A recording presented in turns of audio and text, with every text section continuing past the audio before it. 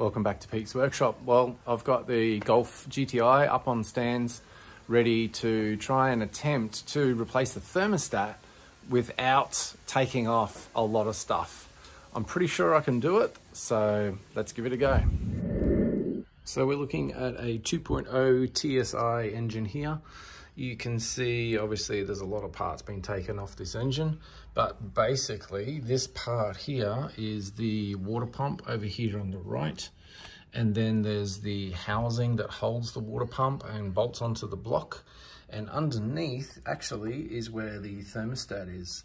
So it is possible, if you can get tools up to it, to remove this thermostat housing like this. And the thermostat can also come out as well. So you can see the bolts are still bolted up onto the block. So this is actually how it sits in the car. So I'm going to try and remove everything I need to, as little as possible, and try and do this job in the car from below, rather than taking the inlet manifold off and doing it from the top. So let's see how we go with that. So to do this job, I'm going to need to get right up into this area here. I'm pointing with my pick here. So basically right up in there is where I need to get the bolts out to be able to remove the hose to get to the thermostat. So looks like I will pull the fan assembly out. I'll pull the front pancake off, and I may also drop this out of the way, the auxiliary water pump, definitely the lower radiator hose, so I'm going to have to drain the coolant to do that as well. And about then, up in there you can see the aluminium bracket. Up through there is what I'm going to have to loosen for, it's hard to see, there it is right there, with the light on it now. I'm going to have to move that out of the way, and that little bolt on the right in the light there, is what we're going to have to remove for the thermostat housing. First thing to do is remove this pesky clip that holds the connector for the fan assembly on. Well, that came off okay. Next thing to do is remove these 4 T30 Torx that hold the radiator fan assembly in place. There's one in each corner, 2 at the top, 2 below. So far so good. They actually come out really easily, just those 4 screws, the connector, and you can drop that out very easily from below. Frees up a lot of space in here now.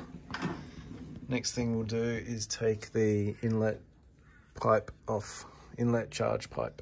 Okay, got the boost pipe off. This is the top clamp that goes onto the throttle body.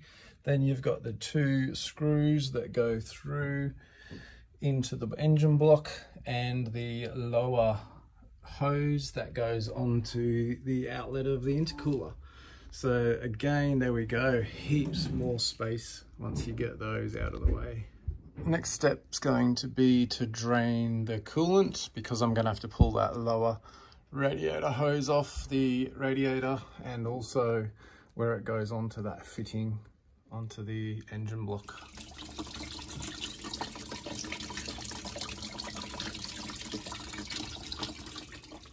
This is the lower radiator hose. I like these radiator hose clips. You just lift up that metal section until it locks into that position, and then you just carefully move the union away from the radiator. So that's pretty cool. I like how that comes out. Now I've got to look at how I'm going to get to the top one. Okay, I've managed moving the light around there so that you can see that the clip is pulled back. That's the lower radiator hose that goes onto the thermostat housing. Just taken the 2 bolts out. They are Torx T30. One goes in this direction, one goes up from underneath over here, and that just frees up these pipes a little bit. I'm hoping that that's going to help me down below. Not that I need the space up here, but down underneath, I'm going to need to move those just a little bit to get out the triple square bolt that holds the manifold support. Also just taken the screw out that holds the auxiliary water pump. It's about to disconnect this connector so that this can be moved out of the way as well. That's fixed to those two plastic pipes that I just showed you from the top. So hopefully that'll give us a bit of space to move around. Okay, I've managed to get my 3/8 square drive up through here to get to the bolt that holds on that aluminium support. Let's get it out. This is the triple square bolt that holds in the manifold support bracket. So now that I've got that out, I'm able to do this. So I need to get to that Torx bolt up there. Moving that bolt now means I can just move this a little bit. So now I can get that screw out. The other one is going to be up behind this hose here. So now that I've got that all ready to go, I can pop this hose off now, and then we should be able to see up the side to see how I get to that Allen bolt. All right, and a bit of a wiggle, and I was able to pull that straight out, and there is our lower radiator hose. And now that gives me room and very good access to see that bolt straight up in there. That's the one we need. Okay, I did not capture this very well while I was doing the job. So luckily I still have this engine on the stand here. So here's the thermostat housing. We can see to the left side, this is the Torx that I was able to get to with that flex joint. The other side is a hex. There's even this cutout here, so it's kind of, you know, there's definitely enough room, and that's the reason that they've actually put a hex in there rather than a Torx, so that you can use a ball end to get that out. Okay, I've managed to use a couple of extensions and a wobble bar. That gets me all the way up to that Torx. Now I can take that out, and then we should be able to work on getting the thermostat housing out.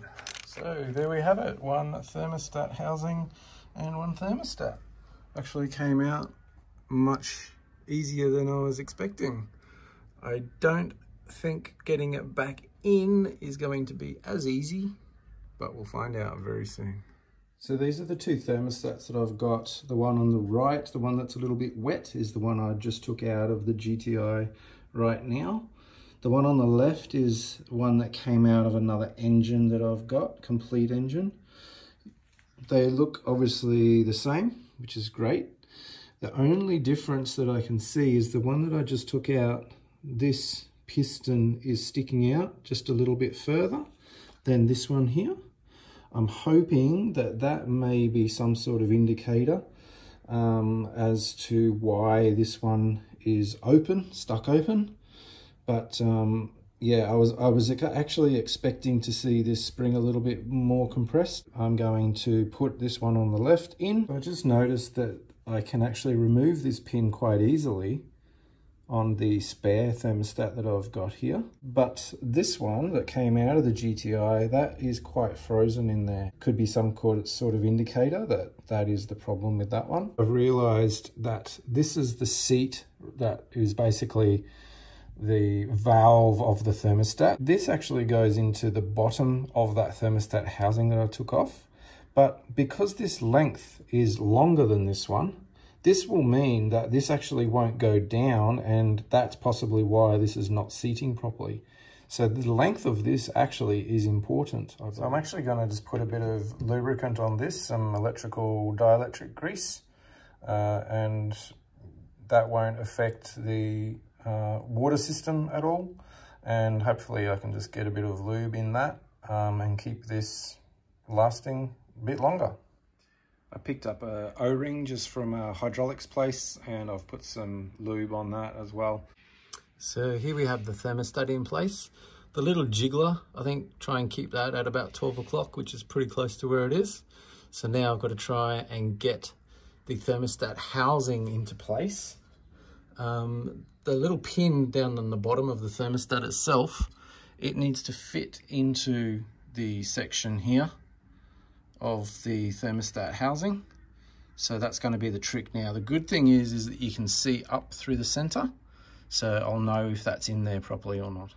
Okay, I've managed to get this in place, and if we look up there, we can see that the plunger is also in the right location as well. So now I can work out getting these bolts started and then see if we can push up that O-ring and make sure everything's sitting as it should be. All right, job done. It's back in and it's bolted up. Everything went in really nicely. It felt great as it went in, so I'm pretty confident that that's sitting in there correctly as well. Now let's put everything back together again.